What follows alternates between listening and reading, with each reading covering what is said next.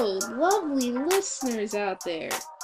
Welcome to episode 17 of Take It With a Grain of Sand. We are your hosts, Mickey P. And Ricky P. And boy, oh boy, do we have a show for you. We got 4 segments. Ricky, what are they?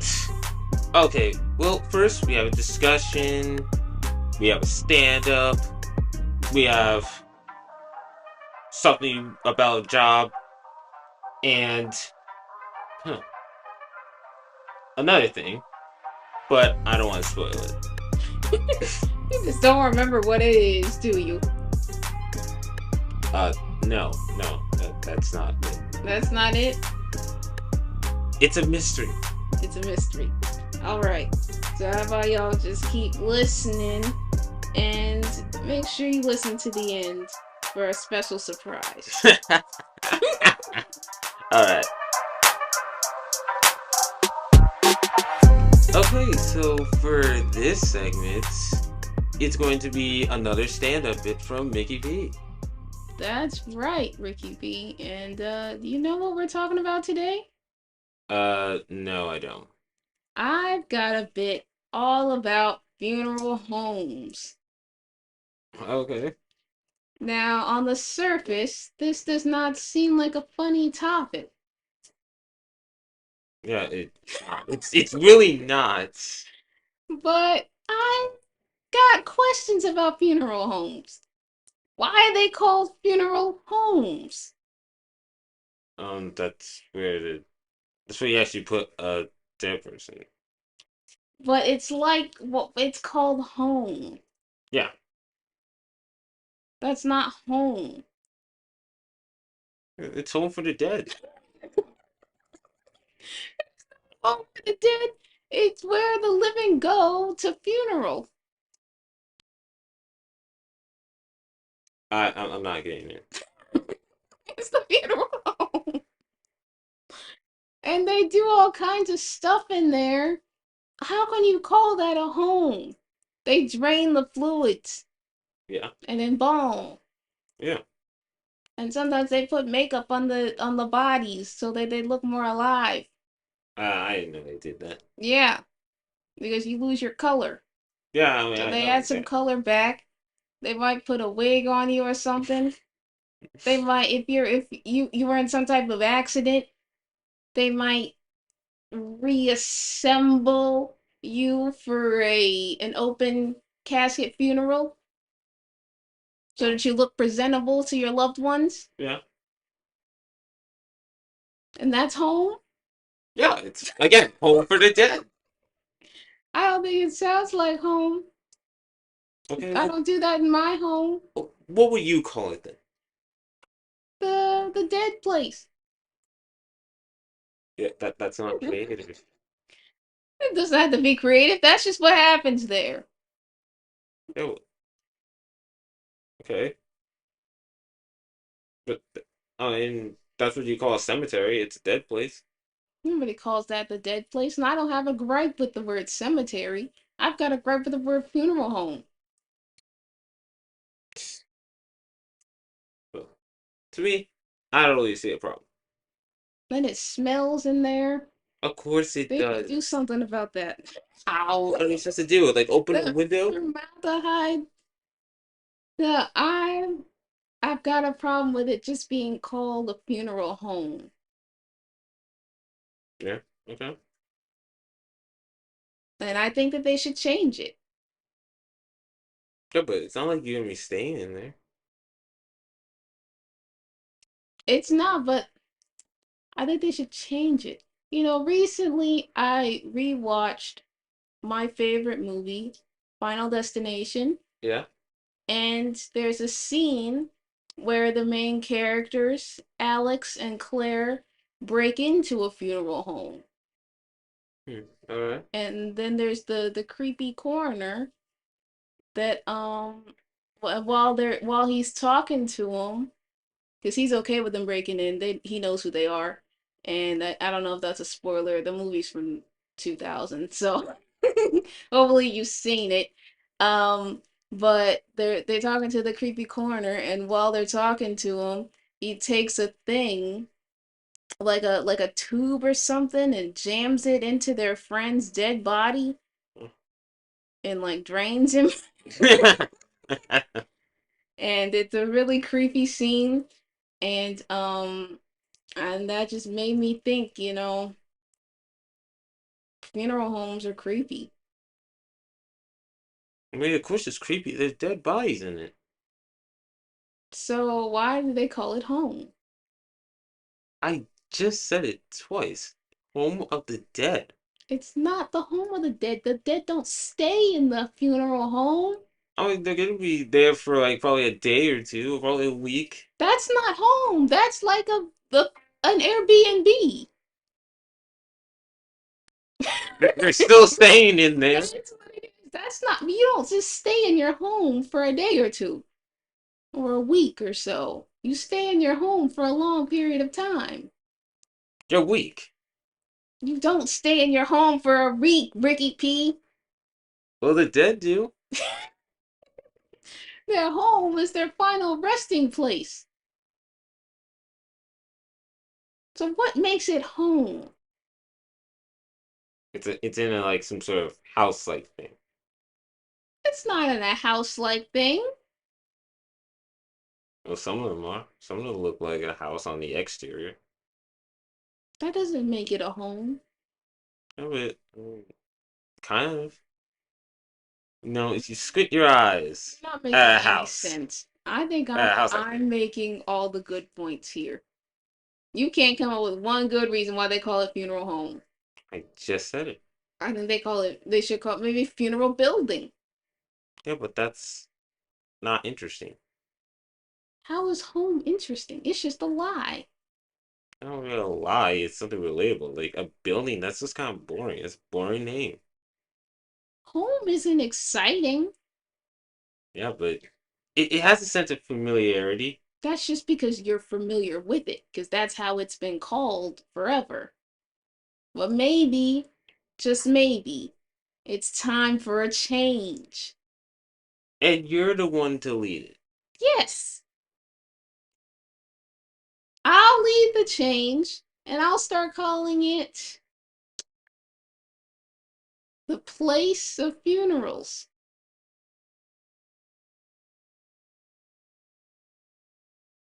I don't really get it. Because that's where the funerals are. It's the place where the funerals are. Funeral place of funerals. That's even better! It's the funeral place of funerals. That's a tongue tie. Funeral place of funerals. That's not hard to say. Yeah, Funeral place of funerals. Funeral place of funerals. Funeral place of funerals. Look, I said it 3 times fast. it lost its meaning. The word lost its meaning No, when it you did. said it. It did not.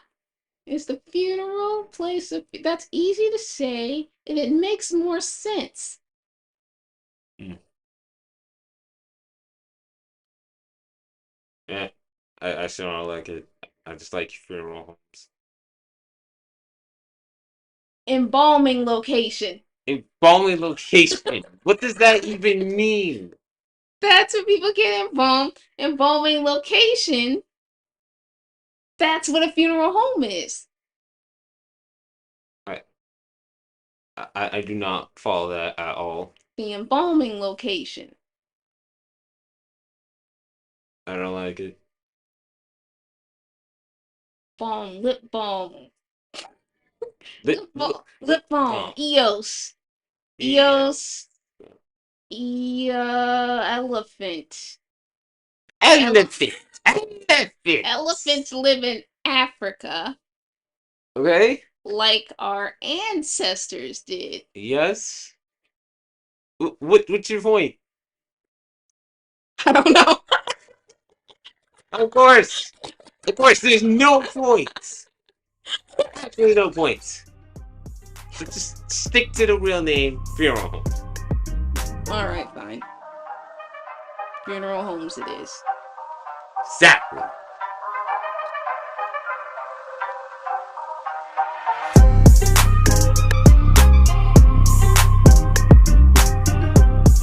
So, Nikki, for this next segment, what's been going on with you lately? Well, lately, Ricky P, it has been it's been a strange time for me at work. Okay. Recently, we had a company-wide layoff, Oh, and I was luckily able to stay employed, all right. but it was mostly on the management level. A lot of managers got let go, Mm. and it's been a strange time of transition. Oh, really? Yes, because, you know, it's difficult to see people lose their jobs, but it's an improvement for the company. I don't really know how it's an improvement. Well, there's a lot of excess money now that's not being spent because Okay. those jobs just weren't necessary and things have been a lot easier. My manager was one of the managers that was let go, and and this is very difficult because my manager was a very nice lady, Yeah. but she wasn't a good manager. Oh, so she wasn't getting her job. She wasn't good. She had been with the company for a very long time, like over 10 years, probably 15 or something. She had been promoted to manager about 2 years ago, and I liked her better in her old role. Oh, I thought she was much better in her old role, and as my manager, I she wasn't a very good leader, and she might have been let go, and now I have a manager that's really good, that's been a manager for a long time, and she's a good leader. all right. And so I'm happier. I know I can also speak for my teammates because we've talked about it a whole lot. We like our new manager better. We've been complaining about our old manager when she was our manager, and now we've got a good manager and things are better. Okay. But also, here's what we got to talk about. They fired the CEO of the company. Oh, He fired a whole bunch of managers yeah. and then they fired him. That's crazy. Yeah. Who knew a CEO could get fired? It's been a crazy time. And let me back it up and talk about the day of the firings. It was about almost a month ago now, and it started off as a normal day. Work was normal. Because the thing is, people don't think, we know that they didn't know about it in advance. They Yeah. were not told anything. Yeah. And then, from what I understand, so let me just start with my perspective. From my perspective, it was a normal day. When I went to my lunch break, all right, at my normal time, I came back 30 minutes later, and I could see in the back of our office, my boss's boss was in the office of her boss, and she was staring at me. It's glass walls, so you could just see right through it. And she wasn't turned towards her boss, she was turned outward towards the office. And she was making this weird eye contact with me. I don't think I think I've maybe talked to that woman once. I really had no reason to, but we knew each other. Like, she knew who I was, Yeah. and she was staring at me, and she looked sad. She was staring at me so intently, and she had this sad look on her face. And I remember at that time, I thought maybe something personal had just happened in her life, right? She got some type of news and she was upset. But now in hindsight, I know it was because of the firings. Yeah. And then the next thing, if I didn't think of anything of it at the time, I just sat down real quick so I could break the eye contact. She wouldn't, because she can't see me in my cubicle. Yeah. So I broke the eye contact. And then later on, I took a break, as I normally do.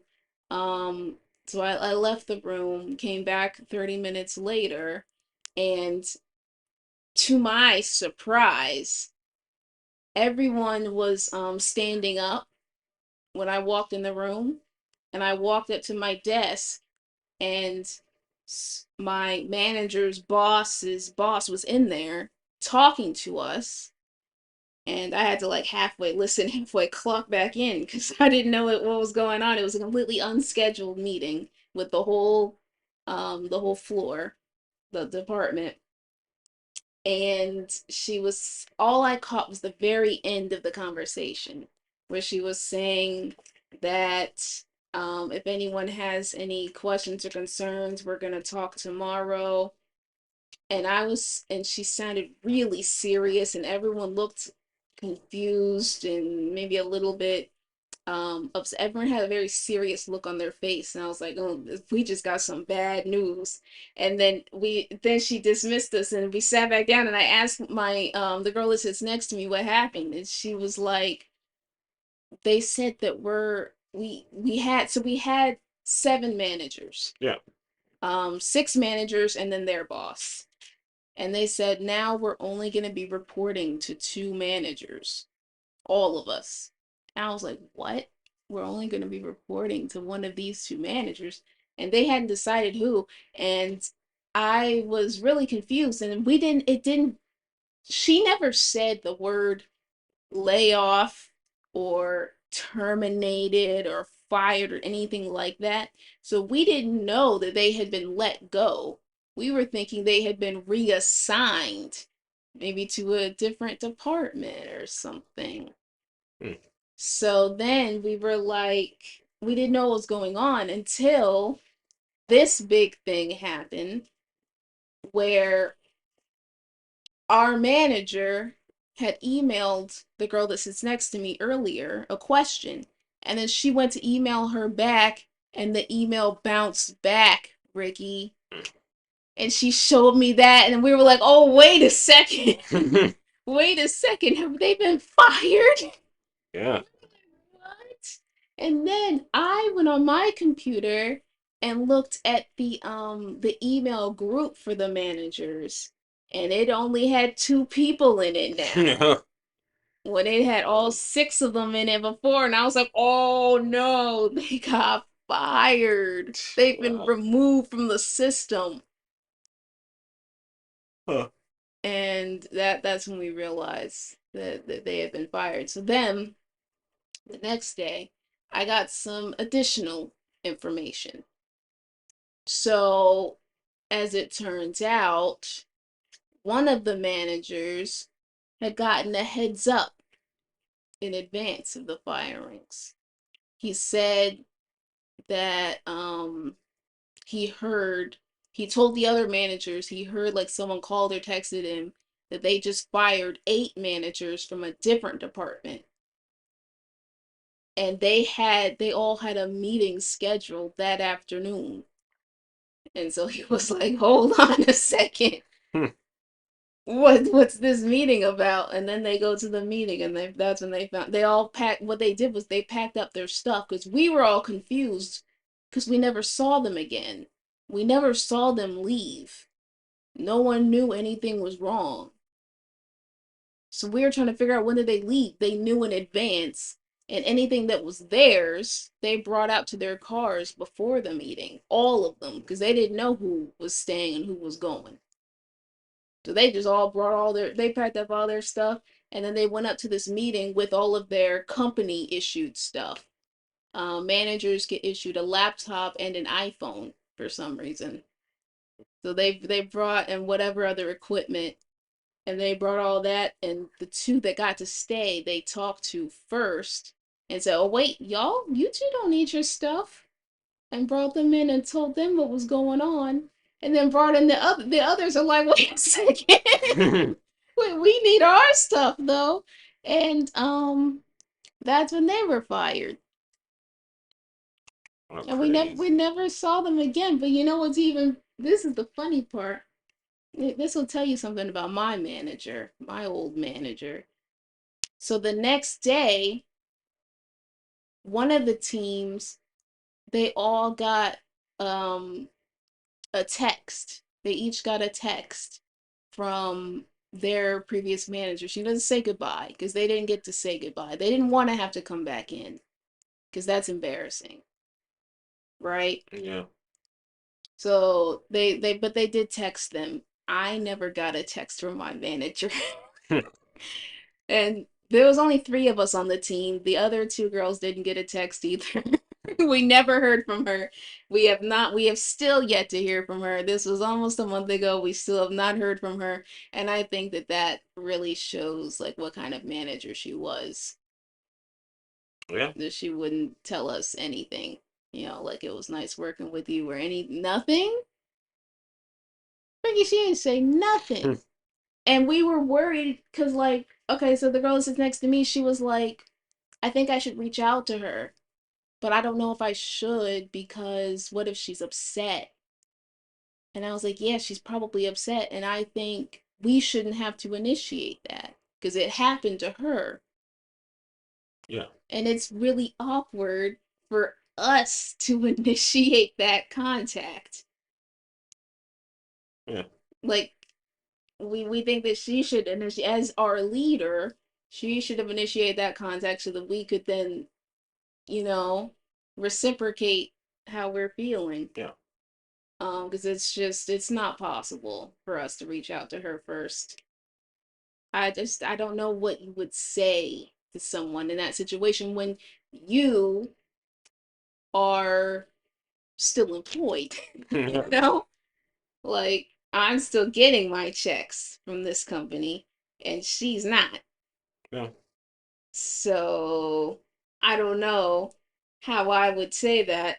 And they were really the girl was on the other side of me, so she was surprised that I didn't even get a text because she said that I was her favorite. So if I didn't get a text, nobody's getting one. I was like, that might be true. Yeah.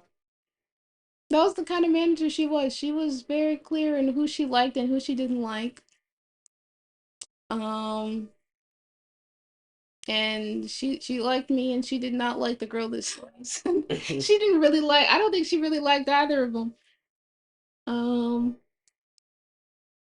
but yeah, haven't heard back, and I'm just here's what's funny. I'm really worried. We've talked about how we're kind of worried that we might run into her one day. Mm. Like that would be really weird, right, Ricky? I mean, kind of.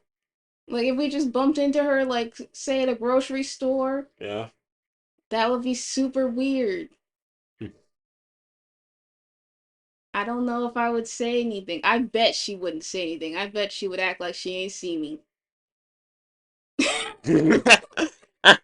she, she ain't see me. But I'm worried that I'd be in an interaction with her where she has to acknowledge me. Like I go to like she works somewhere and I go to her where she works, somewhere where, you know, customers interact with the employees. Yeah, like a restaurant. Yeah.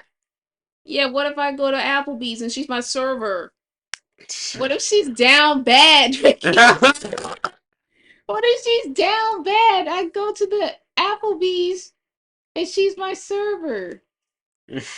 What if I go to Cookout and she's the cashier? Yeah. You know, something like that where it's like forced interaction. Well, Because I'm assuming she still lives in the area. yeah. So there's still a chance I might run into her at some point, somewhere. Well, what if she's my Uber Eats driver? I'm definitely doing contactless delivery. Oh man, I don't even know what I would do if I saw her picture and her name and she's my Uber Eats driver. I would freak out. Oh my god. That okay, anyways, yeah, let's just wrap this up and say, man, layoffs, Yeah. it's rough. Times are tough out there. And now that's it. All right.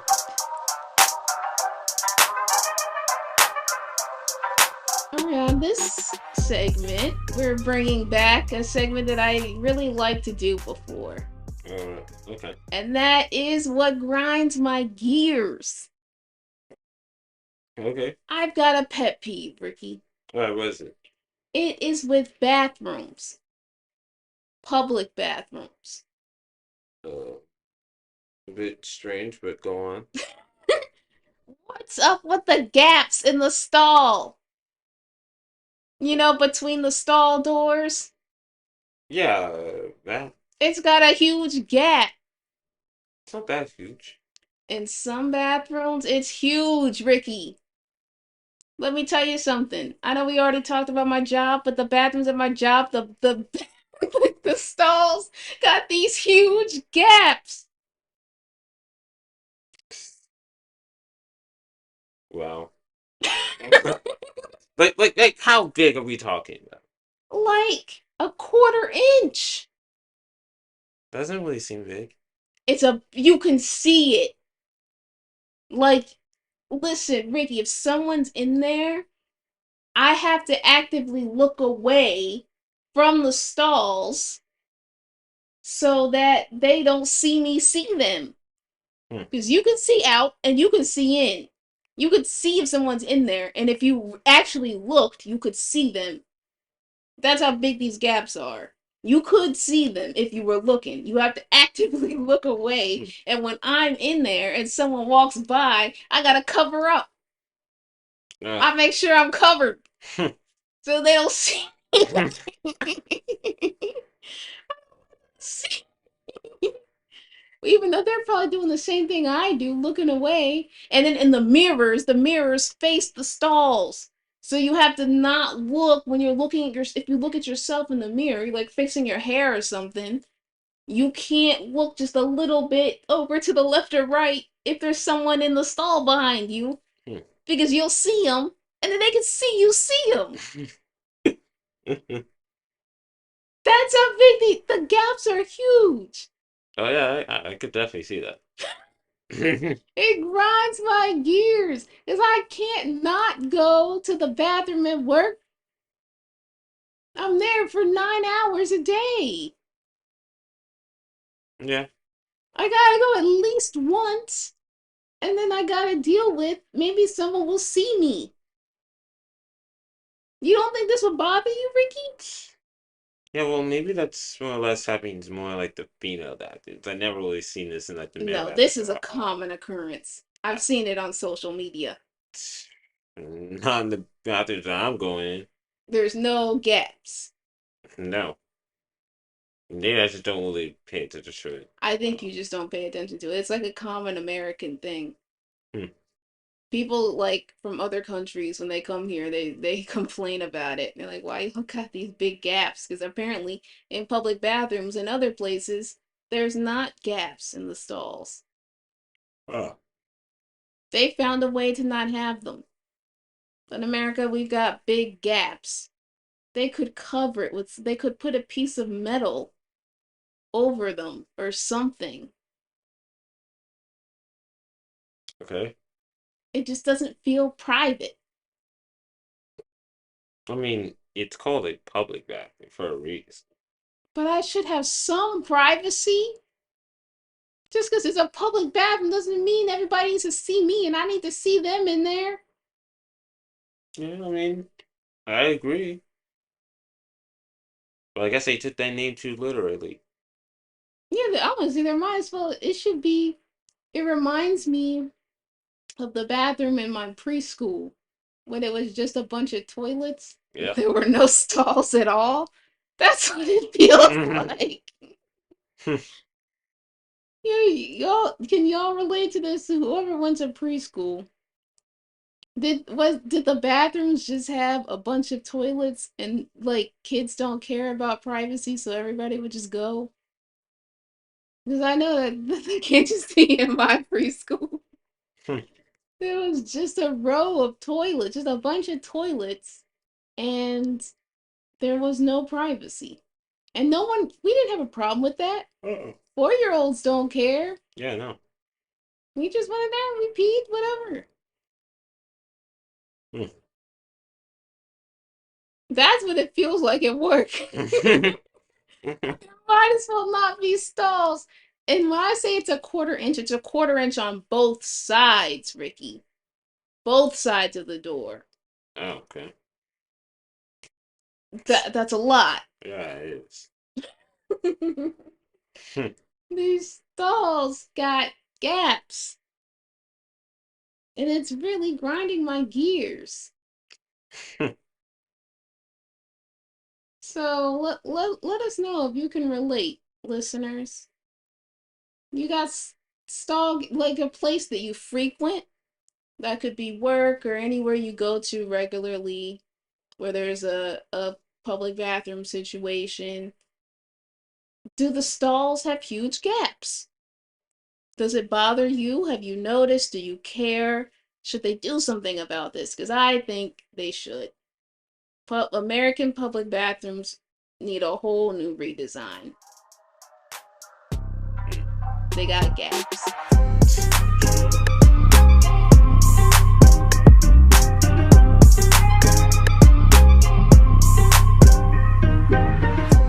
So, Ricky, you brought up to me that you want to have a discussion about music. Yes, I do. What is it? Well, there's a lot I have to really say, and it has something to do between old heads and the youth. Old heads. That's what I call, or a more traditional way of calling them, boomers. All That right. Where's in the youth? What? it's about hip hop and rap. You Mm-hmm. see, I listen to it on a daily basis, As do I. and the stuff that I listen to, I don't really care about lyricists. I only care about like you know, yeah, it's good lyrics, and yeah, it's just an afterthought. But then the beat is what I'm actually looking for. It has good beats, has good lyrics, but it has exceptional lyrics. I'll Mm-hmm. listen to it. But then here comes the old heads, the old hip hop heads that actually go to the new music and complain about it, saying that it's garbage, it's trash, it's just making hip hop just putting it a bad name. And I just gotta really say, like, why are they doing this? Like, why are you actually criticizing about the new generation of music? And then whenever, you know, the youth, my generation, complains about the old music, it's a problem. And it's just like, you don't understand hip hop if you don't like, you know, this person or that person, or even the founders of hip hop to begin with. Mm-hmm. It's like you're calling them trash, and it's just like you don't understand this genre. And it's like I gotta really say, it mainly has to do with the generation gap. I mean, people, and I want to actually use Eminem and Jack Harlow as an example Okay. because Two Caucasian rappers. yeah, there's it's like Eminem is already on a league of his own of being one of the best rappers of all time. Right. And then Jack Harlow is now has a title of being the best white rapper of all time.